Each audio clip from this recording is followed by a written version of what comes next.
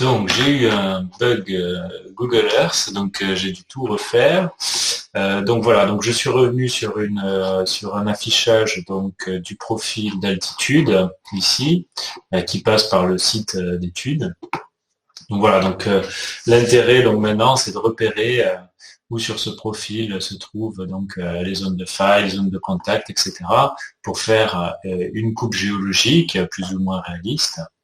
Donc pour ça, on peut tout simplement, pardon, on peut tout simplement faire un export ou même un imprimé écran dans un premier temps, et puis aller dans Inkscape. Voilà.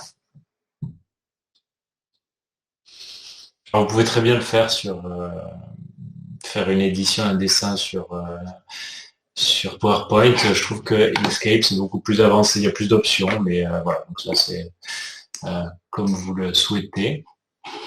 Donc voilà, donc là on va retrouver ça. Inkscape, c'est relativement facile aussi. Comme je vous ai dit, vous pouvez trouver plein d'informations sur le web. Alors je vais faire juste une copie et je vais séparer. Donc vous pouvez créer un cache, voilà, qui va nous permettre un peu de découper. Je ne vois pas très bien. Découper ces images. Donc là on est pas mal. Voilà, ça on est pas mal. Ça on va peut-être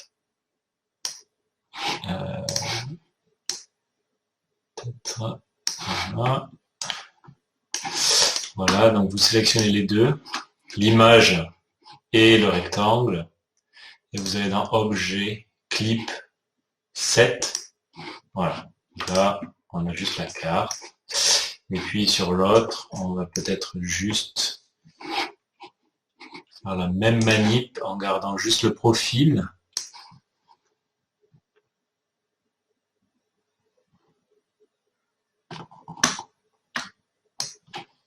Voilà. Donc là on est pas mal. Ici aussi j'aimerais bien garder les échelles.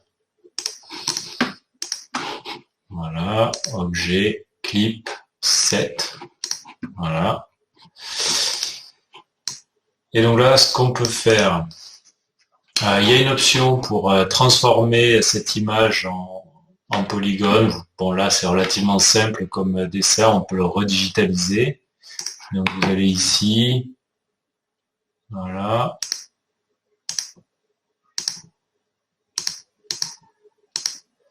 Et vous suivez le contour topographique, hein, plus ou moins. Donc, je le fais plutôt grossièrement, plus précisément de votre côté.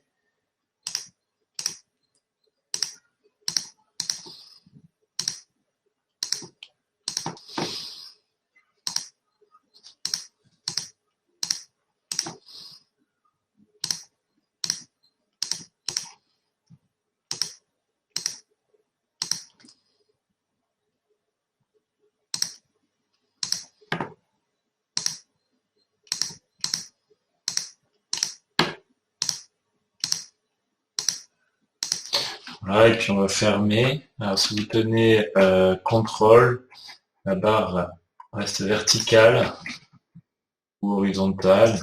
Voilà, comme ça vous pouvez fermer le polygone au mieux. Voilà.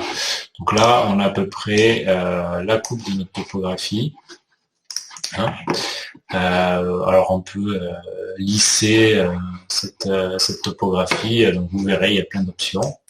Ce qui est intéressant, ce qu'on a vu sur Google Earth. Donc il y a deux choses principales sur ce site. Il y a cette zone de faille normale, ici, là, qui se trouve sur le ressaut topographique. Ok, donc là, ensuite, on a les alluvions, ici, qui sont pas super bien référencés sur la carte géologique, mais bon, globalement, qui sont dans le bas topographique. Ici, même chose. Et puis, le contact avec les granites qui est à ce ressaut ici. Donc ça, c'est deux choses qu'on peut renseigner déjà. Donc on peut rajouter, par exemple, la zone de faille, ici, hein. en lui donnant un aspect, voilà, tac, tac. Voilà, vous faites comme vous souhaitez, hein. Et puis, peut-être la zone de contact. Donc on a dit que c'était sur ce ressaut, hein. Donc c'est pareil, bon, on fait des hypothèses, hein, sur comment ça s'organise. Mais bon, vraisemblablement on est sur un Pluton, donc on est plutôt comme ça. Voilà, hein, à peu près. Voilà. On peut mettre un point d'interrogation, hein, le long de la ligne, le long de contact, on ne sait pas trop comment ça évolue. Mais bon, on peut également donc peindre de la même couleur cette partie. Alors vous choisissez le pot de peinture et puis là il y a le eyedrop pour garder un peu la même couleur. Voilà. On peut enlever les contours. Et puis ici pareil. Donc on va peut-être enlever la zone de faille avant de faire ça. On va peindre aussi. Et puis là on va choisir une couleur plutôt verte. Voilà. Et donc, tac, donc on va la mettre la zone de faille en avant, à peu près, voilà. Et donc là, on a notre forage F3 qui était par ici, hein.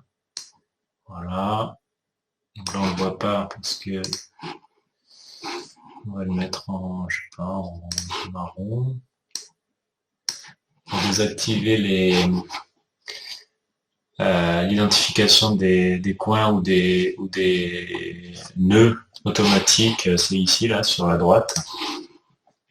Voilà, et donc là on a notre forage F3 qui vraisemblablement intersecte cette zone de faille.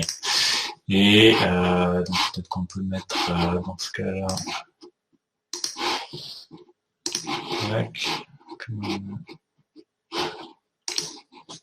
un contour. Là. Et puis tac, F3 dans ce cas-là. Voilà.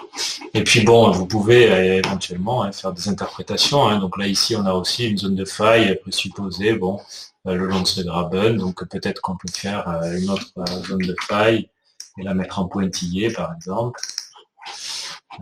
Ici, tac, en pointillé et peut-être un peu moins épaisse, 0.5 ou 0.7. Oui, voilà. Oups. Voilà. On sait aussi que voilà, sur la description du forage F3, la description lithologique, donc on a des parties plutôt altérées en surface, que l'on a des zones très fracturées en milieu de forage. Voilà, donc ça c'est des informations. Au fur et à mesure que vous allez identifier sur chaque forage une information critique, et ben c'est un endroit où vous essayez de synthétiser un peu cette information pour essayer de construire par la suite ce modèle conceptuel géologique hydrogéologique pour l'interprétation des écoulements régionaux. Voilà, donc c'est vraiment aller chercher l'information, la synthétiser dans des cartes géologiques, de paysages et des coupes géologiques. Donc là, on utilise vraiment des logiciels très simplifiés. Il y a des logiciels, bien sûr, spécialisés pour faire ça. Mais là, donc, on se débrouille avec des logiciels open source. Voilà, donc ça, c'est évidemment une visite virtuelle de la géologie. On peut acquérir beaucoup d'informations, une information qui est très précieuse. La plupart des bureaux d'études, n'importe quelle étude, même en recherche, hein, on commence toujours par essayer de compiler l'information disponible.